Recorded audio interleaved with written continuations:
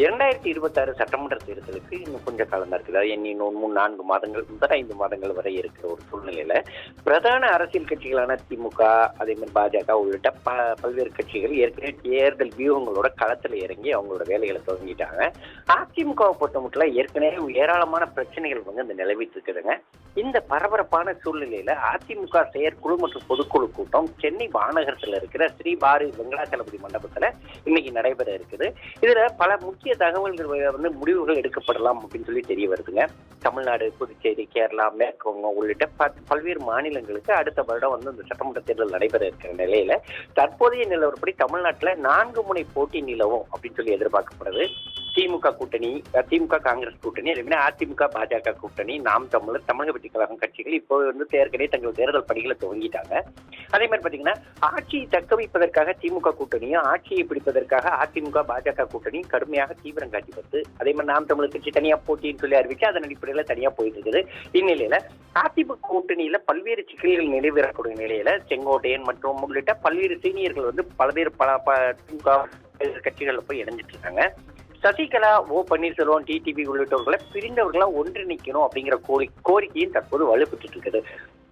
அதிமுக ஒருங்கிணைப்பு பணியை டெல்லியிலிருந்து நேரடியாக கண்காணித்து வருவதாக கூறப்படுற நிலையில ஏற்கனவே முன்னாள் முதல்வர் ஓ பன்னீர்செல்வம் கடந்த வாரம் டெல்லிக்கு சென்று அமித்ஷாவை சந்தித்த விவகாரத்தின்படி 2026 தேர்தலுக்கான அதிமுகவில் பல்வேறு மாற்றங்கள் இருக்கும் அப்படின்னு சொல்லி எதிர்பார்க்கப்படுது.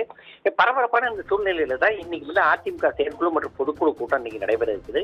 சென்னை மாநகரத்துல இருக்கிற இந்த மண்டபத்துல ஸ்ரீவார் வெங்கடாச்சலபதி மண்டபத்துல அதிமுக அவைத் தலைவர் தமிழ் மகன் உதயன் தலைமையில காலையில 10 மணி அளவுல தொடங்குறதா சொல்லி அறிவிக்கப்பட்டு தற்போது முன்னாள் முதல்வர் வந்து சேர்ந்திருக்கிறாரு. ஓ பன்னீர்செல்வம் அங்க வந்து சேர்ந்திருக்கிறாரு. மேலும் பாத்தீங்கன்னா பல முக்கிய அமைச்சர்கள் உள்ளிட்ட முக்கிய நிர்வாகிகளும் தற்போது கலந்திருக்கிறாங்க. இதற்காக செயற்குழு உறுப்பினர்கள் 3000 பேர், அதே மாதிரி பொதுக்குழு உறுப்பினர்கள் 3000 பேர், செயற்குழு உறுப்பினர்கள் 5000 பேர் ஆகியோருக்கு அழைப்பு கொடுக்கப்பட்டிருந்தது. டிசம்பர் 15ஆம் தேதிக்குள்ள ஏற்கனவே முக்கிய முடிவை எடுக்க போறதா ஓபிஎஸ் அறிவிச்சிருந்த நிலையில ஏற்கனவே செங்கோட்டையன் தாவேக்காவில் இணைஞ்சது உள்ளிட்ட நகர்வுகள் அதிமுகவுக்கு தற்போது பின்னடைவை ஏற்படுத்தியுள்ளதாக கூறப்படுது. இதனால இன்று நடைபெறக்கூடிய இந்த கூட்டம், மாநகரத்தில் நடைபெறக்கூடிய இந்த கூட்டத்தில் 2026 தேர்தல் வியூகம், அதே மாதிரி கூட்டணி விவகாரம், அதிமுக ஒருங்கிணைப்பு பணி, அதே மாதிரி திமுகவுக்கு எதிராக முன்னெடுக்க வேண்டிய பிரச்சனைகள் உள்ளிட்ட பல்வேறு கட்டங்களை விவாதித்து தீர்மானம் நிறைவேற்றப்படும் எதிர்பார்க்கப்படுது.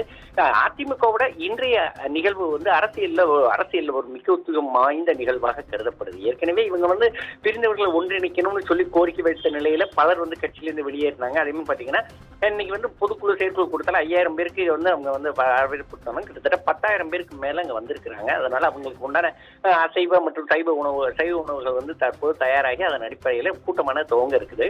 இந்த கூட்டத்தின் முடிவுல ஏறத்தாழ 10க்கும் மேற்பட்ட தீர்மானங்கள் இந்த இடத்துல நிறைவேற்றப்படும். அதே மாதிரி பாத்தீங்கன்னா மாவட்டங்கள்ல இருக்கிற உட்கட்சி பிரச்சனைகள், அதாவது அதிமுக சார்ந்த உட்கட்சி பிரச்சனைகளும் இந்த இடத்துல பேசி தீர்க்கப்படும். அதே மாதிரி பாத்தீங்கன்னா என்ன அடிப்படையில் இந்த மாதிரி நடக்குது அப்படின்னு சொல்லி அதன் அடிப்படையில் அதுக்கு உண்டான தீர்வுகள் காணப்படும். மொத்தத்துல 2026ஆம் ஆண்டு நடைபெறக்கூடிய சட்டமன்ற தேர்தலில் அதிமுக என்னென்ன மாதிரி முன்னெடுப்புகளை எடுக்க போகுது, அதுக்கு என்னென்ன காரணங்கள் தெரிவிக்க போறாங்க அப்படிங்கிறது இன்னும் சற்று நேரத்துல தெரிய வருங்க. விவரங்களை வழங்கியமைக்கு நன்றி சிவகுமார்.